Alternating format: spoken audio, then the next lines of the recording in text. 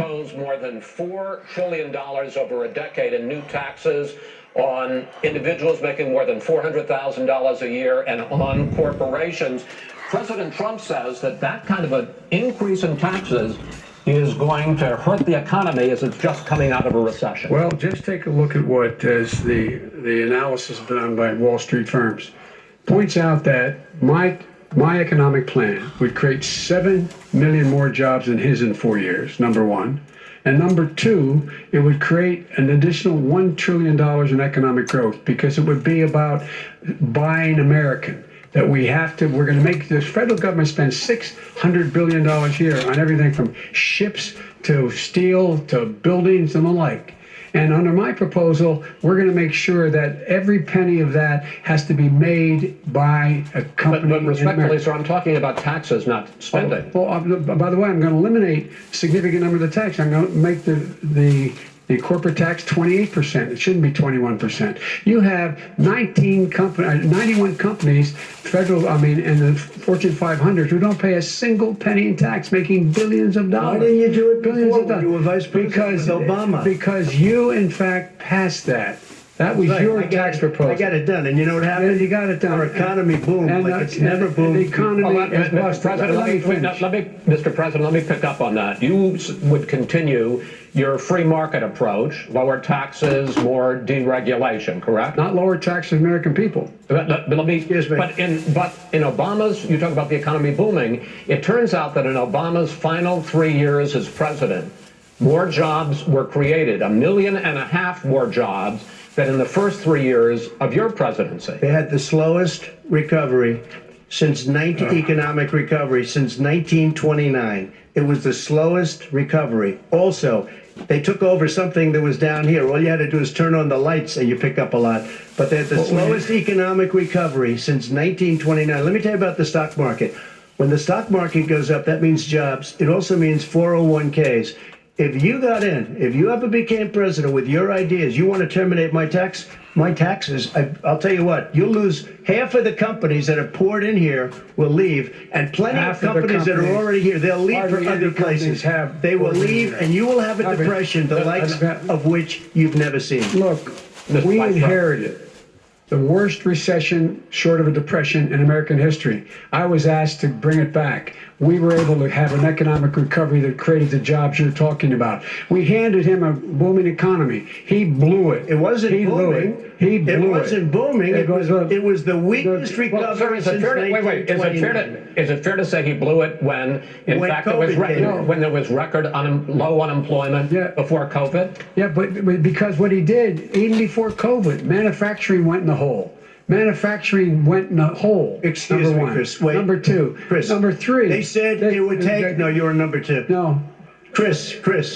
They said it would take a miracle to bring back manufacturing. I brought back 700,000 jobs. They brought back nothing. They gave up on manufacturing. Part of my standard fare. I'm the guy that brought back the automobile industry. We brought back, I was asked to bring back Chrysler and General Motors. We brought them back right here in the state of Ohio and Michigan. He blew it. They're gone. He blew it. And in fact, they're going. Ohio had the best year it's ever had last year. Michigan had the best year they've ever had. That is not Many true. car companies came in from Germany, from Japan, went to Michigan, went to Ohio. They're not having. And they didn't come in with you. Mr. Vice President. And so you take a look at what he's actually done.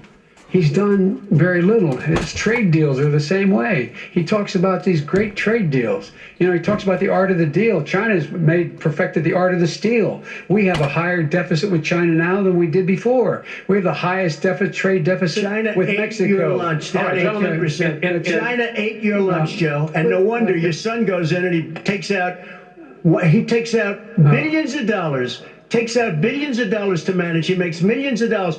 And also, while we're at it, why is it, just out of curiosity, the mayor of Moscow's wife gave your son $3.5 million. What did he do to deserve it? What did he do with Burisma to deserve $183,000? You asked the question, let him answer. None of that is true. Oh, really? Mr. President, please. Totally discredited. Totally discredited. And by the way, Well, wait, he let's didn't talk- get $3.5 million, Joe? Mr. Vice, He got $3.5 million. President, it is not true. Oh, really? Mr. Oh. President, But, it's an open discussion, please. No, It's a fact. Well, There's no- you it's have not. raised an issue. Let the Vice totally President answer. Discredited. Did There was Burisma a pay him report. $183,000 a month with no experience in energy? Mr. Look, President, my son did nothing wrong at Burisma. I think he and did. Mr. The only guy President, that let him did answer.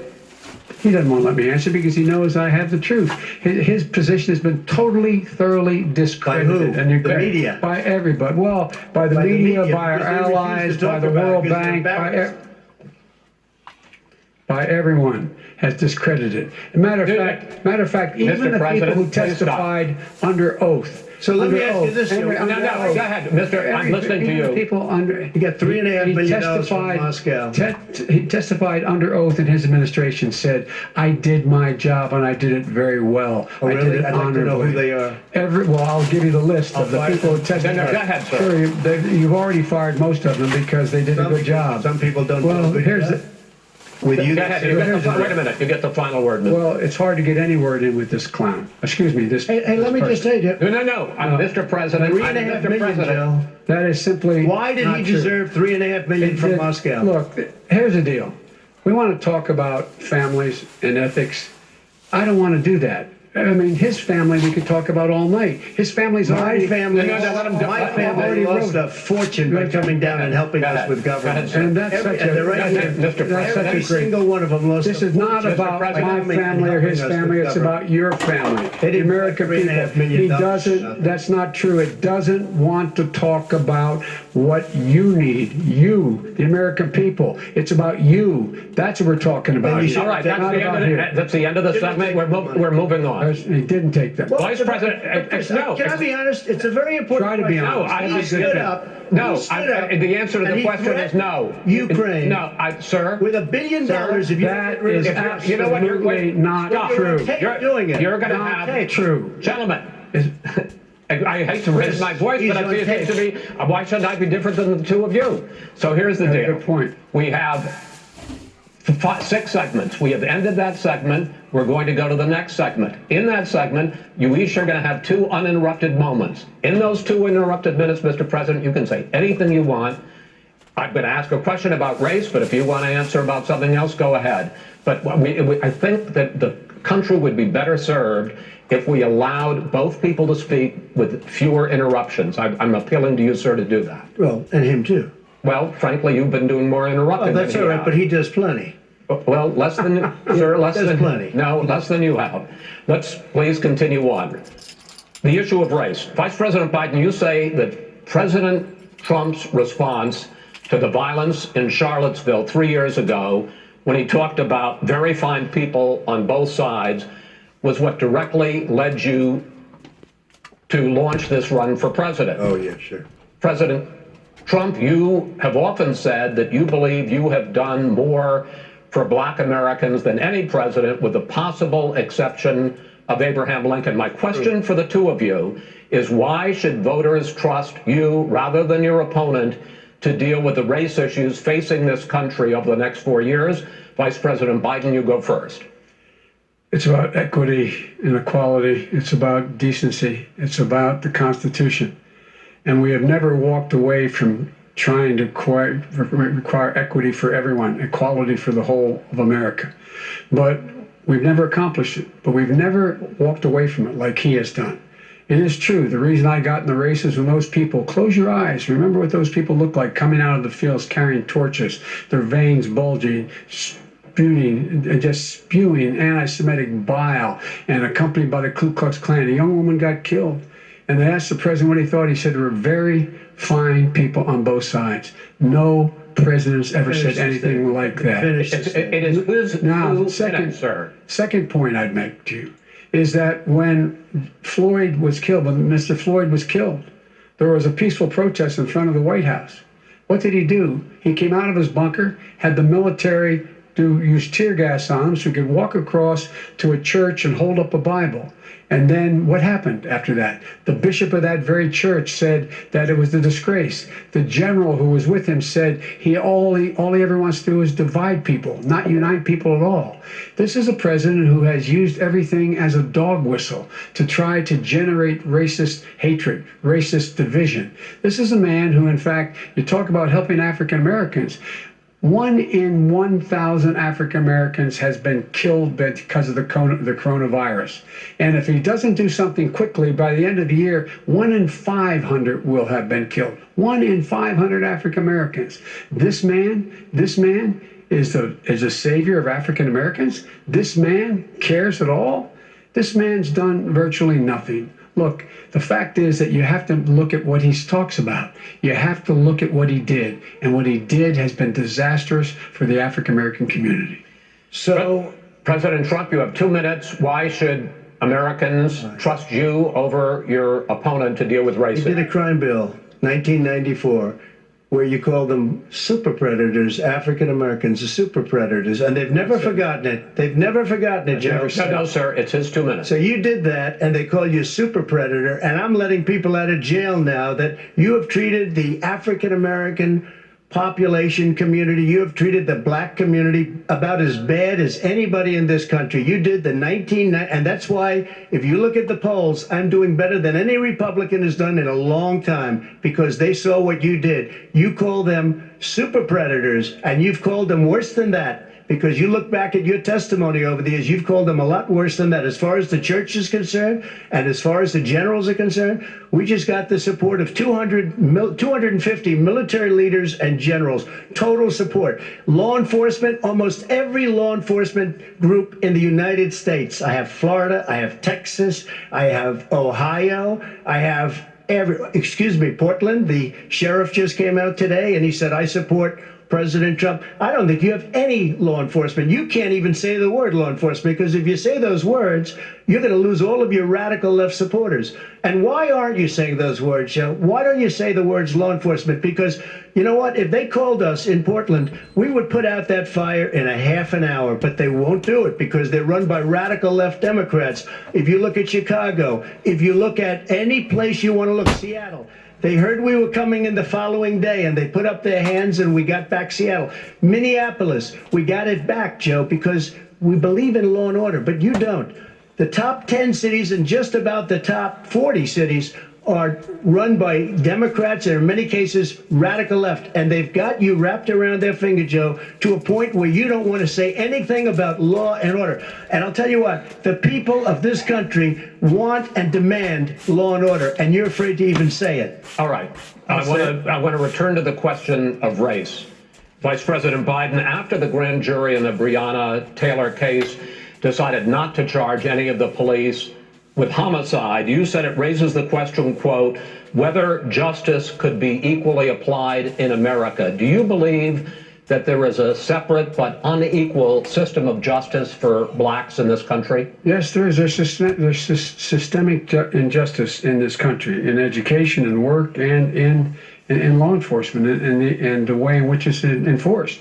But look, the vast majority of police officers are good, decent, honorable men and women. They risk their lives every day to take care of us.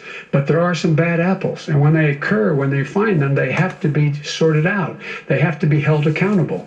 They have to be held accountable. And what I'm going to do as President of the United States is call together an entire group of people at the White House, everything from the civil rights groups to the police officers, the police chiefs, and we're going to work this out. We're going to work this out so we change the way in which we have more transparency in when these things happen. These cops aren't happy to see what happened to George Floyd. These cops aren't happy to see what happened to Breonna Taylor. Most don't like it. But we have to have a system where people are held accountable. And by the way, violence in response is never appropriate. Never appropriate.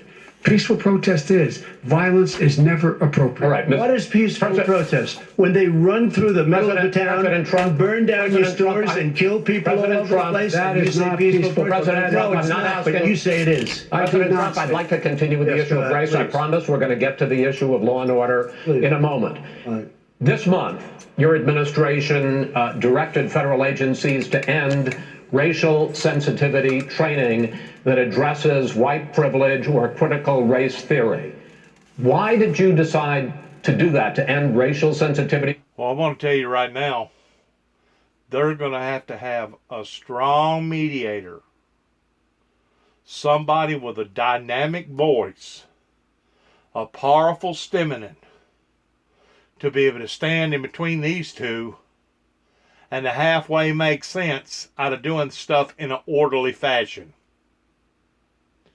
You know, the good book says that it begins first at your home, at your house. And if you can't keep and do things that's supposed to be done in your own home, pertaining to your own house, what business do you have towards trying to tell somebody else towards how they're going to conduct their house? In other words, if these two guys that get together isn't doing nothing but a mud-slinging fist fight, I'm going to use the word urinating contest out in the middle of the road somewhere like a bunch of two back alley brawlers, if that's the best that they can do, well, forget it. Cancel out on the presidency on both behalves. Let things run the way that they're running right now. Keep it going like it's going, I guess. Because as far as I'm concerned, ain't neither one of them fit. You got to be able to conduct yourself in a professional manner. And cutting one another off and coming up with these innuendos and coming up with these innuendos, this is not the proper way to handle these type of debates. You got a certain allotted time to talk. If you don't get everything that you want out during that time, the mediator, the mediator, the commentator, whatever you want to call him, he has the privilege of allowing for that person to go on for maybe 15, maybe 30 seconds. But he also has the privilege of saying enough is enough and ain't nobody going to get no more free time. No more get out of jail cards. You've used up all your get out of jail cards. And now we're sticking strictly by the clock and the rules. But it's going to take somebody strong to get in between these two guys to say you're going to play by the rules, to make sense out of anything, because if not, it's just going to be total chaos. We're going to see the next debate, the second debate, and the third debate that's going to be basically similar to this one, which is basically anarchy, whenever you have one person trying to talk over the other person while the other person is talking, and then you mess up that person's concentration on what that original person was thinking, because now he's getting disgusted because of the rudeness that's happening with the other person, and it's just chaotic. It's a recipe of disaster tonight. This is a disastrous debate.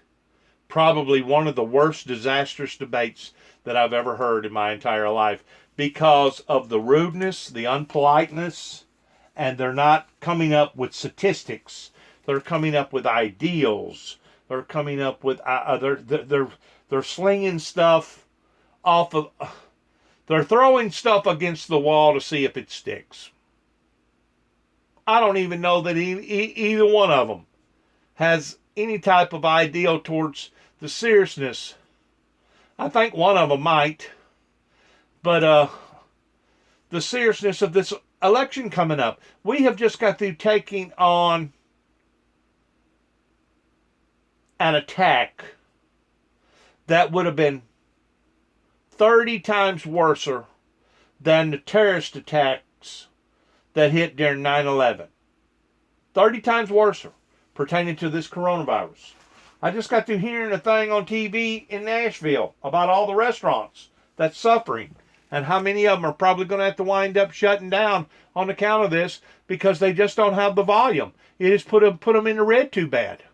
The restaurant industry is a very sensitive industry pertaining to their food and how they please the customers and how they have repeat customers again and again and again. And if they don't meet all the right criteria, guess what happens? It plummets. Guess what has happened? It has plummeted in a great deal of the circles that I'm listening to. So as far as I'm concerned, this type of a debate is not a debate. It's not a debate. It's a mudslinging contest. It's a bully ring. And the American people deserve better than this. So the next debate, they need to have somebody in there that's either stronger, or they need to set it up like some sort of like some of these contests that they have, to where you hit a bell and then a light comes on, and then you got like a 5-second clause pertaining to a grace clause, and then if you're still talking, then a bell goes off. Once the bell goes off, you're supposed to shut up. In other words, they're going to have to magnify the debate and basically bring in whistleblowers and good referees to be able to referee these guys. If not, the American people ain't never going to get nothing out of what they're doing. Screaming and hollering and yelling and talking over one another and throwing stuff against the wall and hoping it sticks and coming up with various scenarios and you don't have facts. You can't remember what you're talking about. Come on. We're grown-ups here. We ought to be able to sit in a circle together and discuss the hases and the has-nots, the do's and the don'ts, the maybes, the could-bes, the never-will-bes. We're supposed to be adults. That's what a debate is supposed to be about, regardless whether you're debating politics pertaining to people's needs, or you're debating the Bible, or you're debating the agriculture industry, or you're debating NASCAR, or you're debating sports, or you're debating football, soccer, rodeos, department management stores, clothing stores, construction industries.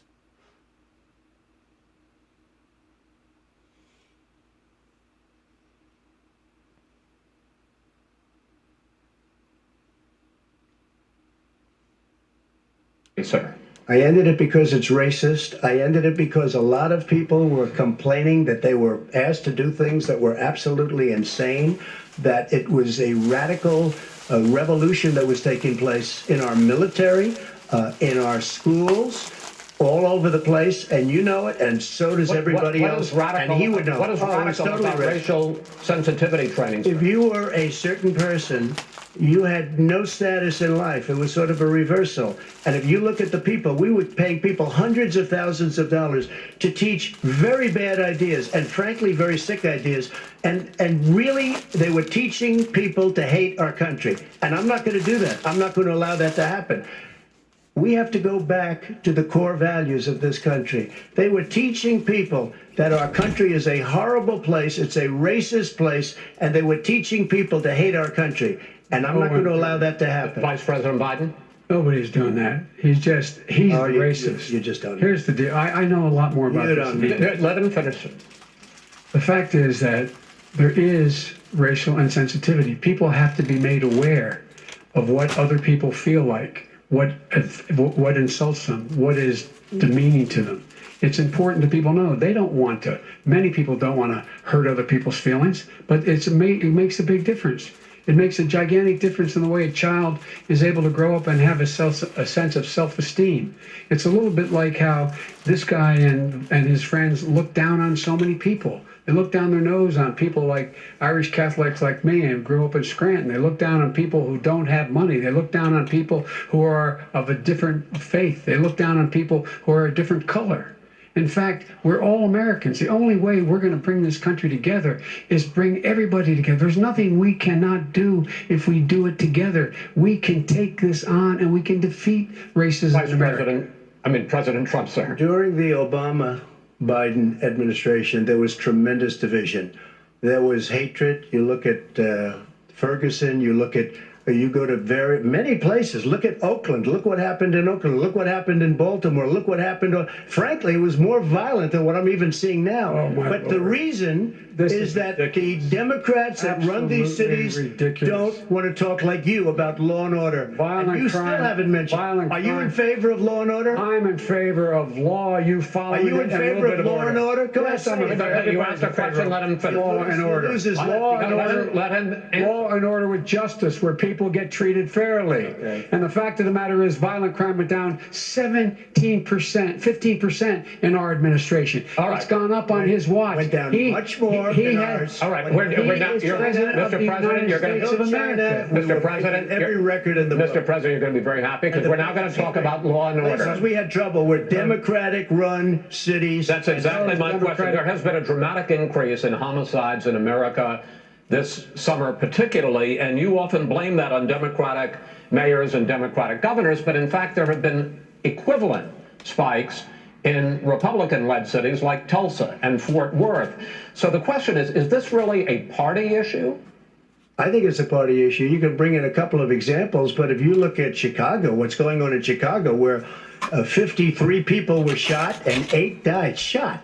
If you look at New York, where it's going up like nobody's ever seen anything, the numbers are going up 100, 150, 200% crime. It is cities. crazy what's going on. And he doesn't want to say law and order because he can't, because he'll lose his radical left supporters. And once he does that, it's over with. But if he ever got to run this country and they ran it the way he would want to run it, we would run our it suburbs the would way- be gone. By the way, Suburbs. our suburbs would be gone, and you would see problems like He you've never wouldn't seen know a before. suburb unless he took a wrong turn. Oh, I know suburbs. He would not. So much I was better. raised. Go ahead. Wait a minute. I was raised in the suburbs. This is not 1950. All these dog whistles and racism don't work anymore. Suburbs are by and large integrated. There's many people today driving their kids to soccer practice and/or to black and white and Hispanic in the same car as there have been any time in the past. What really is a threat to the suburbs and their safety is his failure to deal with COVID. They're dying in the suburbs. His failure to deal with the environment. They're being flooded. They're being burned out because his refusal to do anything. That's why the suburbs are in trouble. I do want to talk about this issue of law and order, though, and in the joint recommendation that came from the Biden-Bernie Sanders task force, you talked about, quote, reimagining policing. First of all, what does reimagining policing mean, and do you support? It means Let me, if I might finish the question. What does reimagining policing mean, and do you support the Black Lives Matter call for community control of policing? Look, what I support is the police having the opportunity to deal with the problems they face. And I'm totally opposed to defunding the police officers. As a matter of fact, local police, the only one defunding it, his budget calls for a $400 million cut in local law enforcement assistance. They need more assistance. They need, when they show up for a 9/11 call, to have someone with them as a psychologist or psychiatrist to keep them from having to use force and be able to talk people down. We have to have community policing like we had before, where the officers get to know the people in the communities. That's when crime went down. It didn't go up, it went down. And so we have to be engaged. That's not what they're talking about, Chris. That's not what they're talking about. He's talking about defunding the police. That is not true. He doesn't have any law Would you support. look? He has no law enforcement That's not support. true. Almost That's nothing. not. Look. Oh, really? Who do you have? Name one group that supports you. Name one group that came out and supported you. Go Look, ahead. look. Think. We have time. We don't have time to do No, anything. think about it. Listen, Name folks, one law enforcement group that came out and I think, supported gentlemen, you. I think I'm going to take back the There moderator's aren't. I don't role, think there and are any. I want to get to another subject, which is the issue of protests in many cities that have turned violent. In Portland, Oregon, especially, we had more than 100 straight days of protests, which I think you would agree. You talk about peaceful protests. Many of those turned into riots.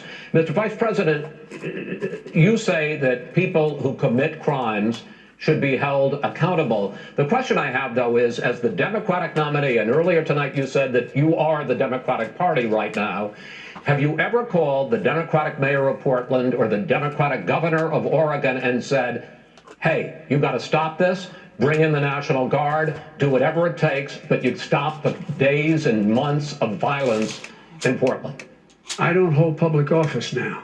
I am a former vice president. I've made it clear. I've made it clear in my public statements that the violence should be prosecuted. It should be prosecuted, and anyone who commits it. But you've should be never called for the people, the leader. Excuse me, sir. You have never called for the leaders in Portland and in Oregon to bring in the National Guard and knock off 100 days of riots. They can, in fact, take care of it if he just stay out of the way. Look here. Oh, really? Here, really? Here's the But thing. I sent in the U.S. I asked him a Marshals to question. get the killer No, of a young man in the middle of the street. They shot him, and for 3 days, President Trump, Portland wouldn't do anything. I had to send in the U.S. Marshals. They took care of business. Go ahead, sir. And by the way, his own former spokesperson said, riots and chaos and violence help us cause. That's what this is all about. I don't know who said that. I do. Who? I think Kellyanne Conway. I don't think she said. She said that. Adam. And so here's the All right. well, here's the point. Go ahead. The point is that that's what he is, keeps trying to rile everything up. He doesn't want to calm things down. Instead of going in and talking to people and saying, let's get everybody together, figure out how to deal with this. What's he do? He just pours gasoline in the fire constantly, And every single solitary Okay, time. and to end this, button up this segment, I'm going to give you a minute to answer, sir. You have repeatedly I criticized. have to answer his statement. You have His statement. repeatedly. Wait, You have just one no, second. you've been talking He back made and a forth. statement. I'm asking you. I would love to end it. Sir. I would love to end it, and if we you would want to very- switch seats. We would very quickly. We can do that, but I'd send in the National Guard, it would be over. There'd be no problem. Okay. But they don't want to accept the National Guard. You have repeatedly criticized the vice president for not specifically calling out Antifa and other left-wing That's right. extremist groups. But are you willing tonight to condemn white supremacists and militia groups and to say that they need to stand down and not add to the violence in a number of these cities, as we saw in Kenosha and as we've seen in Portland? Sure, are you I'm willing prepared to do that, specifically but do it? Well, go ahead, sir. I would say almost everything I see is from the left wing, not from the right wing. So what are you If saying? I'm willing to do anything. I want to see Well, peace. then do it, sir. Say it. Do it. Say it. Do you want to call him? What do you want to call him? Give me a name. Give me a White name. Go ahead. supremacists and What would white you like me to condemn? White supremacists and right Proud Boys, stand back and stand by. But I'll tell you what. Somebody's got to do something about Antifa and the left, because this is not a right-wing problem. His This own is a left-wing. FBI director This said is a left-wing problem. white Go ahead, sir. supremacists. Antifa's an idea, not an organization. You got it, Not kid. militia. That's what his It's an idea. FBI director Gentlemen, said. Well, then you know what? No, we're done, sir. We're moving on to the next. Everybody We're moving. gives you Bat advice hits in you your over the head, that's not an idea. Everybody in Antifa your is bad. administration tells you the truth is a bad idea. Can I tell you what? You have no ideas that are Antifa is a dangerous All right, radical gentlemen, group. we're now moving on to the Trump And you and ought to be Biden careful with records. them. They'll overthrow you. When a president, I'm going to ask a question. When the president seeks a second term, it is generally a referendum on his record. But Vice President Biden, you like to quote one of your dad's sayings, which is, don't compare me to the almighty, compare me to the alternative. And in this case, sir, you are the alternative. Looking at both of your records, I'm going to ask each of you, why should voters elect you president over your opponent? In this segment, President Trump, you go first, 2 minutes. Because there has never been an administration or president who has done more than I've done in a period of 3.5 years. And that's despite the impeachment hoax. And you saw what happened today with Hillary Clinton, where it was a whole big con job. But despite going through all of these things where I had to fight both flanks and behind me and above, there has never been an administration that's done what I've done. The greatest, before COVID came in, the greatest economy in history, lowest unemployment numbers. Everything was good. Everything was going. And by the way, there was unity going to happen. People were calling me for the first time in years. They were calling and they were saying, it's time maybe. And then what happened? We got hit, but now we're building it back up again. A rebuilding of the military, including Space Force and all of the other things. A fixing of the VA, which was a mess under him. 308,000 people died because they didn't have proper health care. He was a mess. And we now got a 91% approval rating at the VA, our vets. We take care of our vets. But we've rebuilt our military. The job that we've done, and I'll tell you something, some people say maybe the most important, By the end of the first term, I'll have approximately 300 federal judges and Court of Appeals judges, 300, and hopefully 3 great Supreme Court justices. That is a record, the likes of which very few people, and you know one of the reasons I'll have so many judges? Because President Obama and him left me 128 judges to fill. When you leave office, you don't leave any judges. That's like, you just don't do that. They left 128 openings, and if I were a member of his party, because they have a little different philosophy, I'd say if you left us 128 openings, you can't be a good president, you can't be a good vice president. But I want to thank you because it gives us almost, it'll probably be above that number by the end of this term. 300 judges, it's a record. Looking at both your records, why should voters elect you president as opposed to President Trump? You have 2 minutes uninterrupted. Under this president, we've become weaker, sicker, poorer, more divided, and more violent. When I was vice president, we inherited a recession. I was asked to fix it. I did. We left him a booming economy, and he caused a recession. With regard to being weaker, the fact is that I've gone head to head with Putin and made it clear to him we're not going to take any of his stuff. He's Putin's puppy. He still refuses to even say anything to Putin about the bounty on the heads of American soldiers. Your son got $3.5 million. And by the way, my son... Wait a minute. Mr. President, your campaign agreed to both sides would get 2-minute answers uninterrupted. Well, your side agreed to it, and why don't you observe what your campaign agreed to as a ground rule, okay, sir? He never keeps his word. No, I'm not asking. That was a rhetorical question. Can you go add ahead, back sir. 30 seconds? Yeah, yes, okay. you may have. All right. Go ahead. So, thirdly, we're poor. The billionaires have gotten much more wealthy by a tune of over $300 to $400 billion more just since COVID. You in the home, you got less. You're in more trouble than you were before. In terms of being more violent, when we were in office, there were 15% less violence in America than there is today. He's president of the United States. It's on his watch. And with regard to more divided, the nation can't stay divided. We can't be this way. And speaking of my son, the way you talk about the military, the way you talk about them being losers and being and just being suckers. My son was in Iraq. He spent a year there. He got the Bronze Star. He got the Conspicuous Service Medal. He was not a loser. He was a patriot, and the people left behind there were heroes. Really? And I resent. Are you talking about Hunter? Are you talking about Hunter? I'm talking about my son, Bo Biden. You're talking about. I don't know Bo. I know Hunter. Yeah, Hunter got thrown out of the military. He was thrown out, dishonorably discharged. That's not true. It For wasn't dishonorably. cocaine use. And he didn't have a job until you became vice president. And once you became vice president, he made a fortune in Ukraine, in China, in Moscow, That is simply and various not other places. true. He made a fortune. My son, and he didn't have a job. My son, like a lot of people we know at home, had a drug problem. He's overtaken it. He's fixed it. He's worked on it, and I'm proud of him. But why was he given given tens of millions? All right, but he wasn't given tens of millions. That is totally discredited. You've already been totally discredited. We've already been through this. I think the American people would rather hear about more substantial subjects. Well, you know, as the moderator, sir, I'm going to make a judgment call here. $3.5 million from the mayor of Moscow. Let's talk about that. True. That report is totally discredited. Mitt Romney on that committee said it wasn't worth taxpayers' money. That report, it was written for political reasons. You know, the moderator's being beat up. So would I. Okay. The forest fires in the West are raging now. They have burned millions of acres. They have displaced hundreds of thousands of people. When state officials there blame the fires on climate change, Mr. President, you said, I don't think the science knows. Over your 4 years, you have pulled the U.S. out of the Paris Climate Accord. You have rolled back a number of Obama environmental records. What do you believe about the science of climate change? And what will you do in the next 4 years to confront it? I want crystal clean water and air. I want beautiful clean air. We have now the lowest carbon. If you look at our numbers right now, We are doing phenomenally.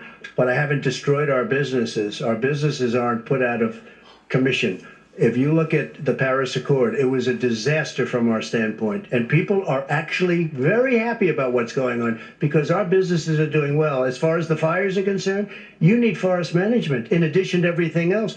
The forest floors are loaded up with trees, dead trees that are years old, and they're like tinder, and leaves and everything else. You drop a cigarette in there, the whole forest burns down. You've got to have forest management. What do you You've got to have believe? cuts. What do you believe about the science of climate change, sir?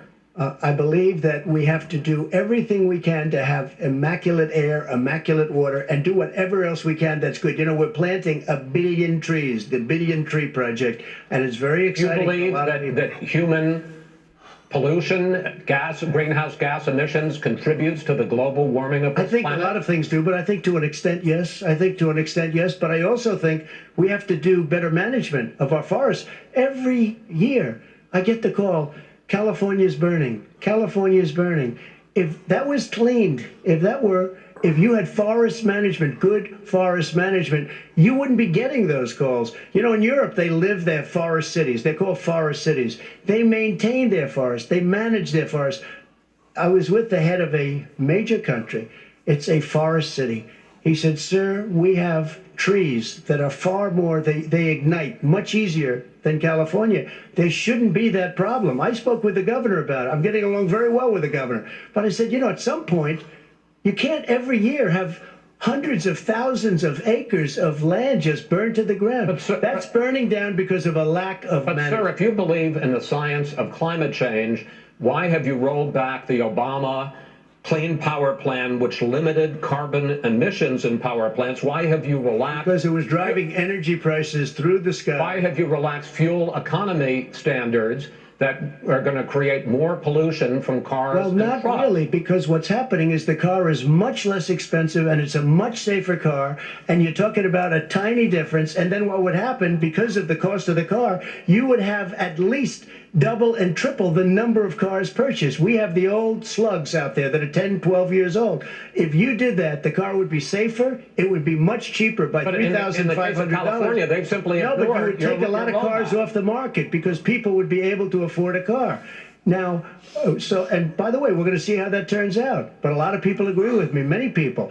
The car has gotten so expensive because they have computers all over the place for an extra little bit of gasoline. And, and I'm okay with electric cars too. I think I'm all for electric cars. I've given big incentives for electric cars.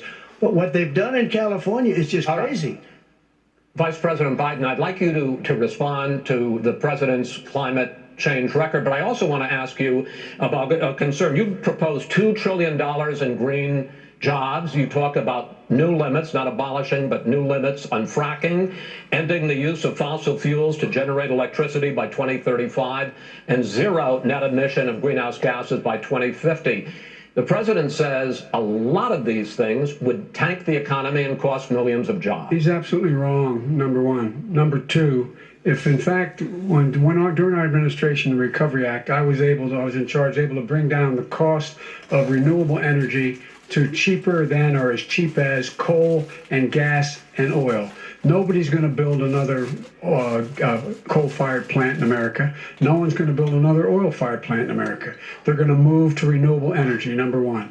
Number two, we're going to make sure that we are able to take the federal fleet and turn it into a fleet that's run on their electric vehicles. Making sure that we can do that, we're going to put 500,000 charging stations and all of the highways that we're going to be building in the future. We're going to build an economy that, in fact, is going to provide for the ability us to take 4 million buildings and make sure that they, in fact, are weatherized in a way that, in fact, they'll emit significantly less gas and oil because the heat will not be going out. There's so many things that we can do now to create thousands and thousands of jobs. We can get to net zero in terms of energy production by 2035. Not only not costing people jobs, creating millions of good paying jobs, not $15 an hour, but prevailing wage. by having a new infrastructure that in fact is green. And the first thing I will do, I will rejoin the Paris Accord. I will join the Paris Accord because with us out of it, look what's happening. It's all falling apart. And talk about someone who has no relationship with foreign policy. Brazil, the rainforests of Brazil are being torn down, are being ripped down. More carbon is absorbed in that rainforest than every bit of carbon that's emitted in the United States. Instead of doing something about that, I would be gathering up and making sure we had the countries of the world coming up with $20 billion. Say, here's $20 billion. Stop tearing down the forest. And if you don't, then you're going to have significant economic consequences. What about the argument that President Trump basically says that you have to balance environmental interests and economic interests, and he's drawn his line? Well, he hadn't drawn a line. He still, for example, he wants to make sure that methane's not a problem. You can now emit more methane without it being a problem. Methane. Right. This is a guy who says that you don't have to have mileage standards for automobiles that exist now. This is a guy who says that the fact is, it's all true. And here's the deal. Talking about the Green New Deal, and it's not $2 billion or $20 billion, as you said. It's $100 trillion. I'm talking about where they want to rip down buildings and rebuild the building. No, it's the dumbest, most ridiculous. Where airplanes are out of business, where two-car systems are out, where they want to take out the cows too. That's not true either, right? This is a $100 trillion. Look, that's more money than our country could make in 100 years if we're not going. The case. All right, let me because I actually wait a minute, sir. I actually have studied your plan, and it includes upgrading 4 million buildings, weatherizing 2 million homes over 4 years, building 1.5 million energy efficient homes. So the question becomes, the president is saying, I think some people who support the president would say that sounds like it's going to cost a lot of money and hurt the economy. What it's going to do is going to create thousands and millions of jobs, good paying jobs. Well, let him finish, sir. He doesn't know how to do that. $100 billion. The fact is, it's going to create millions of good paying jobs, and these tax incentives for people to weatherize, which he wants to get rid of. It's going to make the economy much safer. Look how much we're paying now to deal with the hurricanes. By the way, he has an answer for hurricanes. He said maybe we should drop a nuclear weapon on them. They may. I never said that. That's what he did say. You made it up. And here's the deal. You make up. We are going to be in a position where we can create hard, good jobs by making sure the environment is clean and we all are in better shape. We spend billions of dollars now, on floods, hurricanes, rising seas. We're in real trouble. Look what's happened just in the Midwest with these storms that come through and wipe out entire sections and counties in Iowa. That didn't happen before. They're because of global warming. We make up 15% of the world's problem. But the rest of the world, we've got to get them to come along. That's why we have to get back into the Paris Accord. All right, gentlemen. Wait a minute, Chris. So why didn't he do it for 47 years? You were vice president. Why didn't you get the world? China sends up real dirt into the air. Russia does. India does. They all do. We're supposed to be good. And by the way, he made a couple of statements. The Green New Deal is $100 trillion. That is not my plan. That's the Green New you want to Deal rebuild every is building. not my plan. I want to rebuild every. If he knew anything about, if he knew He anything made a statement about the military. He said I said something about the military. He and his friends made it up, and then they went with it. I never said it. Okay. That is What not he true. did Sir, is you're he done said in this segment. he called the military stupid bastards. I He did said not it on say tape. that. He said Mr. stupid bastards. Please, He sir, said it. stop. I would never say that. Play Stop. it. Play it. Go ahead. You're Mr. on Vice tape. President answered his final question. The final question is, I can't remember which of all was ranting. I'm having a little trouble myself, but and about the economy and about this question of what it's going to cost. The economy. I mean, the Green New Deal and the idea of what your environmental changes will do. The Green New Deal. This is sickening. This is sickening. It's heartbreaking. And out of either two of these guys,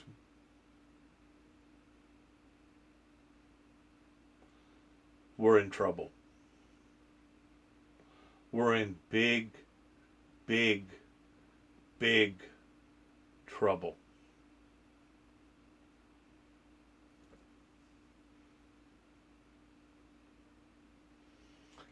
I've heard some crazy debates. I've heard haggling. I've heard arguing.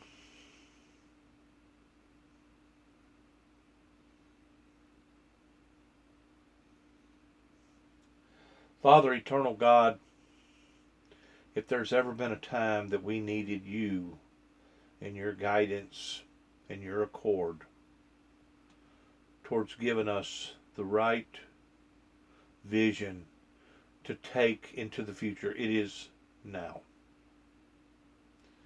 I truly believe that we are at the precipice of the crossroads. And regardless whether it be the Republican or Democrat, we are in some serious, serious water. Serious, serious trouble. I just ask, O Lord, that you have mercy upon all of us, and that you forgive us of our sins and our trespasses. Lead us, O Lord, not into temptation, but deliver us from this evil.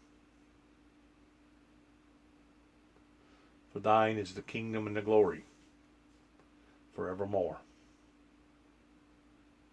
In your holy Son's name I ask it of thee, in Jesus' name, and amen. Will pay for itself as we move forward. We're not going to build plants that, in fact, are great polluting plants. Do you We're going to support build the Green New Deal? Pardon me? I can only imagine what various leaders in Russia, China, South America, Mexico, Canada are sitting back and they're doing right now. I'm sure they're laughing and they're being entertained by this, by watching an American president and a possible future American president squirm, crawfish, and sound like two hyenas going off at the same time, most of the time. You know, the Bible says that Satan is the author of confusion. If the commentator of this event couldn't have done no better than what he's doing, they should have come up with another commentator, a stronger commentator. Or they should have fixed it on some sort of a circuit to where light goes on, light goes off. Another light, different color light comes on. And you know whenever that light's on, you only have 15 seconds to roll it up. To roll it up. And once the bell goes off, you stop. You stop in the middle of a sentence. Because this is nothing more than rambling. It sounds a lot of times that one or the other or both are on some sort of a tyrant. They're throwing stuff against the wall and they hope that it sticks. It's almost like playing horseshoes. They're seeing who can get the closest to the ring. And as far as I'm concerned, they're both throwing way off the course. It's sad. We have reached an inadequate time in history in 2020 to where we watch two grown men get up there and bicker and argue like two 14-year-old teenagers.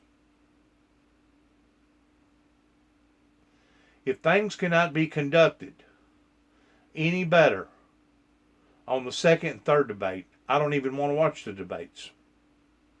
because they're heartbreaking, they're emotionally stressful, and as far as I'm concerned, rather than them helping bringing clarity to the problem, they're actually making it more confusing. And I don't know if it's being done intentionally or not intentionally. I'm just telling you the formula that I'm looking at right now is a formula of chaos.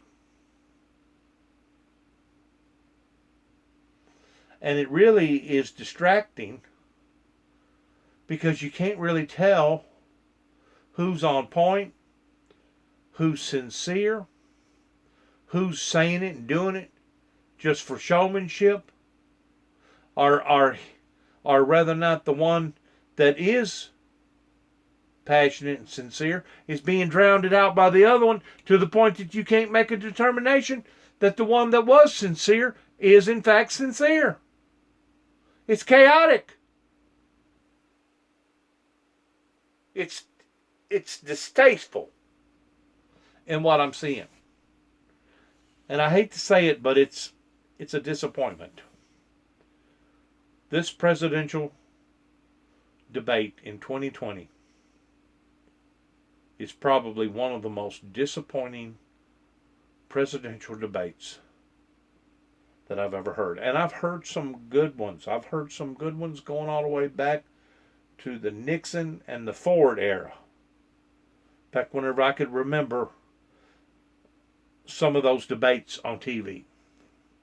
But they was gentlemen about it. I'm not saying that occasionally Reagan didn't get a little rude and didn't get a little bullyingish about what he wanted to say and how he wanted to go about saying it, but they was gentlemen about it. In other words, they knew that they was in there for the betterment and the will of the people, to try to figure out the problems that the people had. Not what Biden has, not what Trump has, but what we've got. We understand they got families. We are very empathy and sympathetic towards what goes on in their personal lives. And there's nothing wrong with occasionally in bringing it up. But don't harp on it. Don't turn it into more of an issue pertaining to their importance more so than ours. You support? No, I don't support the Green New Deal. You don't? Oh, well, that's a big statement. I That support means you the just Biden. lost the radical left. I support Oh, you the don't? Biden plan that I put forward. Okay. The Biden plan, which is different than what he calls the radical Green New Deal. All right, gentlemen, final segment. Election integrity. As we meet tonight, millions of Americans are receiving mail-in ballots or going to vote early. How confident should we be that this will be a fair election? And what are you prepared to do over the next 5+ weeks? Because it'll not only be to Election Day, but also counting some ballots, mail-in ballots after Election Day. What are you prepared to do to reassure the American people that the next president will be the legitimate winner of this election? In this final segment, Mr. Vice President, you go first. Prepared to let people vote. They should go to iwillvote.com. Decide how they're going to vote, when they're going to vote, and what means by which they're going to vote. His own Homeland Security Director, and as well as the FBI Director, says there is no evidence at all that mail-in ballots are a source of being manipulated and cheating. They said that. The fact is that there are going to be millions of people because of COVID that are going to be voting by mail-in ballots, like he does, by the way. He sits behind the Resolute desk and sends his ballot to Florida, number one. Number two, we're going to make sure that those people who want to vote in person are able to vote because enough poll watchers are there to make sure they can socially distance. The polls are open on time, and the polls stay open until the votes are counted. And this is all about trying to dissuade people from voting because he's trying to scare people into thinking that it's not going to be legitimate. Show up and vote. You will determine the outcome of this election. Vote vote, vote. If you're able to vote early in your state, vote early. If you're able to vote in person, vote in person. Vote whatever way is the best way for you, because he cannot stop you from being able to determine the outcome of this election. And in terms of whether or not, when the votes are counted, and they're all counted, that will be accepted. If I win, that will be accepted. If I lose, that'll be accepted. But by the way, if in fact he says he's not sure what he's going to accept, well, let me tell you something. It doesn't matter, because if we get the votes, it's going to be all over. He's going to go. He can't stay in power. It won't happen. It won't happen. So vote. Just make sure you understand you have it in your control to determine what this country is going to look like the next 4 years. Is it going to change, or get 4 more years of these lies? Mr. President, 2 minutes. So when I listened to Joe talking about a transition, there's been no transition from when I won. I won that election. And if you look at crooked Hillary Clinton, if you look at all of the different people, there was no transition, because they came after me trying to do a coup. They came after me spying on my campaign. They started from the day I won, and even before I won, from the day I came down the escalator with our First Lady. They were a disaster. They were a disgrace to our country. And we've caught them. We've caught them all. We've got it all on tape. We've caught them all. And by the way, you gave the idea for the Logan Act against General Flynn. You better take a look at that, because we caught you in a sense, and President Obama was sitting in the office. He knew about it too. So don't tell me about a free transition. As far as the ballots are concerned, it's a disaster. A solicited ballot, okay, solicited is okay. You're soliciting, you're asking, they send it back, you send it back. I did that. If you have an unsolicited, they're sending millions of ballots all over the country. There's fraud. They found them in creeks. They found some with the name Trump, just happened to have the name Trump just the other day in a waste paper basket. They're being sent all over the place. They sent 2 in a Democrat area. They sent out 1,000 ballots. Everybody got 2 ballots. This is going to be a fraud like you've never seen. The other thing, it's nice on November 3rd, you're watching and you see who won the election. And I think we're going to do well, because people are really happy with the job we've done. But you know what? We won't know. We might not know for months, because these ballots are going to be all over. Take a look at what happened in Manhattan. Take a look at what happened in New Jersey. Take a look at what happened in Virginia and other places. They're not losing 2%, 1%, which, by the way, is too much. An election could be won or lost with that. They're losing 30 and 40%. It's a fraud, and it's a shame. And can you imagine where they say, you have to have your ballot in by November 10th. November 10th. That means that's 7 days after the election, in theory, should have been announced. Okay. We have major states with that. Sir, all run by 2 minutes Democrats. is 2 minutes. All run by Democrats. President Trump, it's a rigged election. you're going to be able to continue.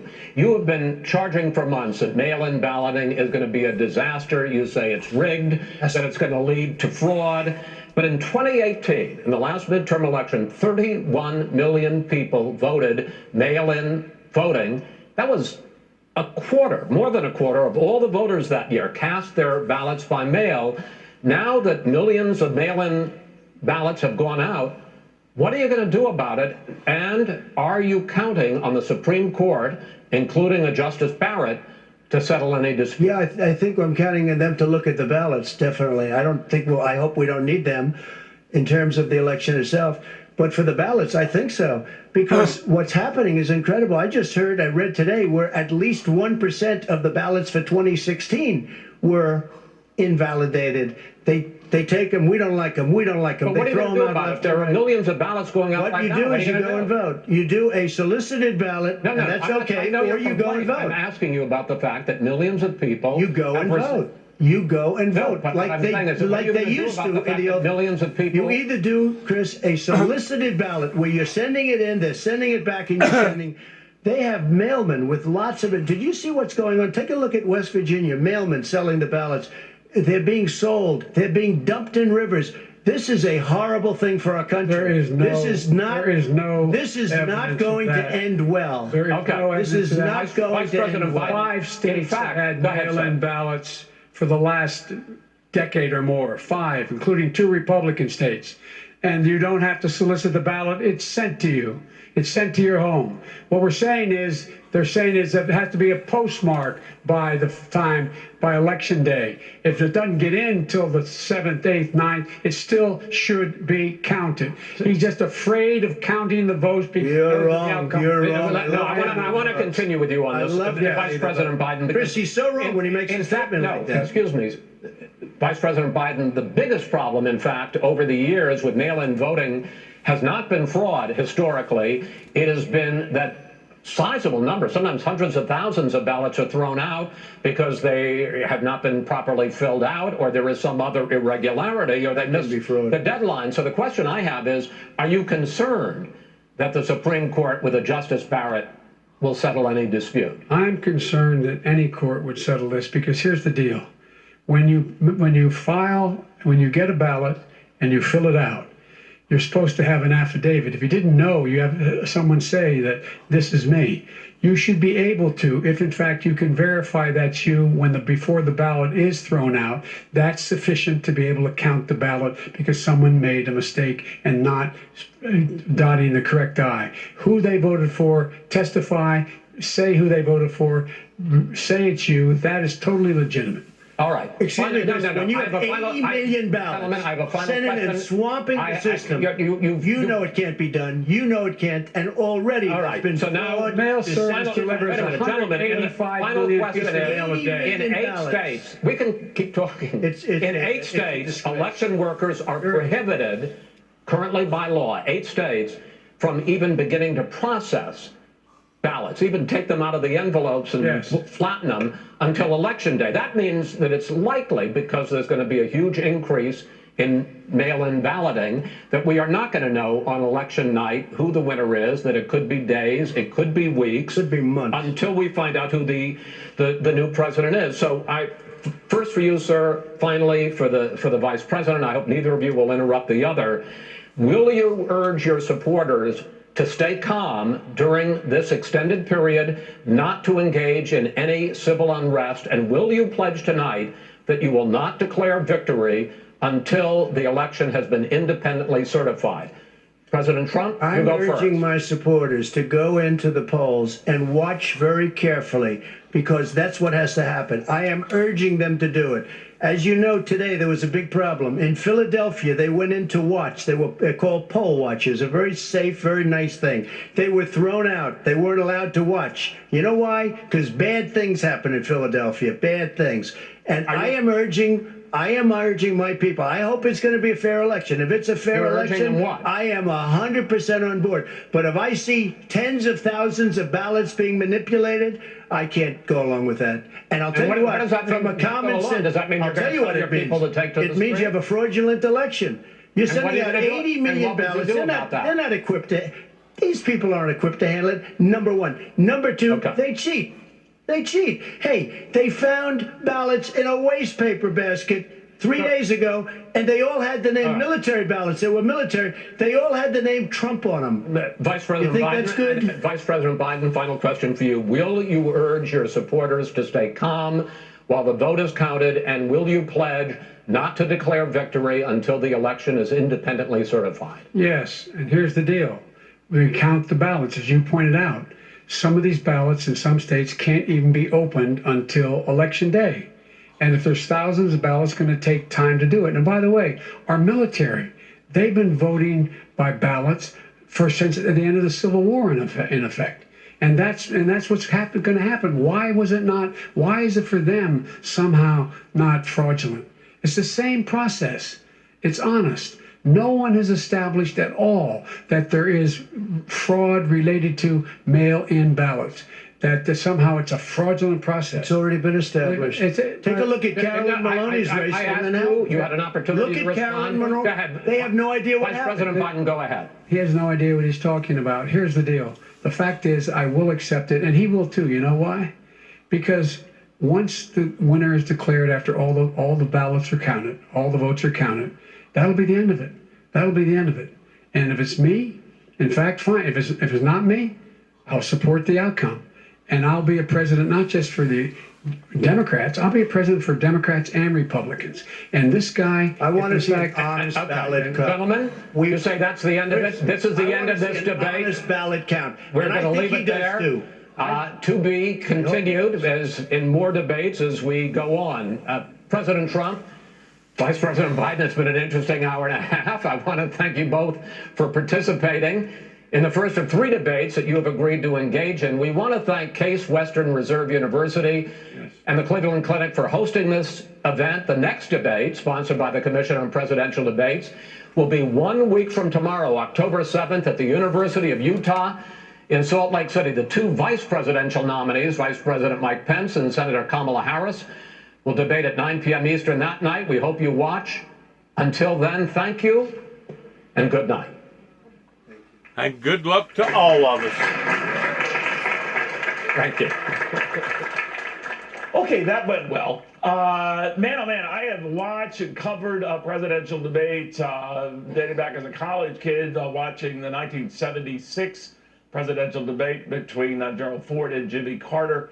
We can go to 1980, and we can go to Ronald Reagan and Jimmy Carter. We can go to 84 and Reagan and Mondale. We can go to some feisty exchanges that we had with Barack Obama. And certainly on and on here, but never anything like this. They talked over each other so much that you could argue that maybe they saved some time doing that, but at times it was just incoherent. At the end, it was about would either man accept the end of this election, the final will of the people that has been certified. The president leaving some doubt that he would. He had some suspicions that it might be a while before we know that anyway.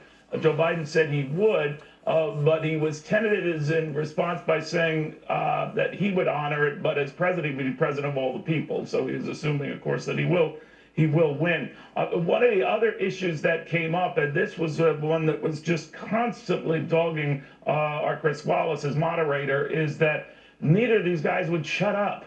You could fault the president. He was interrupted far more than was Joe Biden. You could say that Joe Biden didn't let the president finish, but I counted by interruptions when Mike Wallace intervened that there were at least 37 times in which he would interrupt the president, fewer times than he would interrupt what was going on with Biden. But I do want to go back to the stage. Is anyone talking right now, Ralph, or what are you saying to me? Okay. So one of the things that will come up with this is the role, and it's certainly a tough one for a moderator like Chris Wallace to be involved in. I don't know how future moderators will handle this, and these 2 guys are going to go at to these groups because he feels that they're on his side, and all you need is to be on Donald Trump's side, and he'll be on your side. But here's a by what the president decided to do to this process. And is the Presidential Commission on Debates going to put other journalists, other moderators in the position of being attacked and cheated on in that way? I mean, without them having some way to control it, some way to the rules cut the mic or have some other way to assert control. I think some of the most... They need a stronger moderator. They need to have it on a timer with lights and bells. It needs to be set up more professional so that the mudslinging contest isn't quite as radical. This was a very, very poor debate. It was probably one of the poorest debates that I've ever witnessed as an American in watching American presidential debates. This was probably one of the worst. And it may be because the stakes is higher now because of the cobalt and trillions of dollars in debt and all the violence and all the other stuff going on. It may be because it's the stakes has gotten higher and the tension, the stress, the level of a passion has risen to this level, to the point. But if there is more debates, they need to be handled more in a professional way. I'm going to leave it at that with my particular viewers. I don't want to hear all the yik yak. I've heard enough. I'm tired. I'm tired of all this stuff going on. I'm tired of seeing so many innocent lives being hurt. I'm tired of America becoming a third world country. I'm tired of not having solutions to the problems. I'm tired of not knowing exactly where we're heading into the future to be able to correct all these problems for my child and his children. I'm frustrated and I'm tired. Shalom.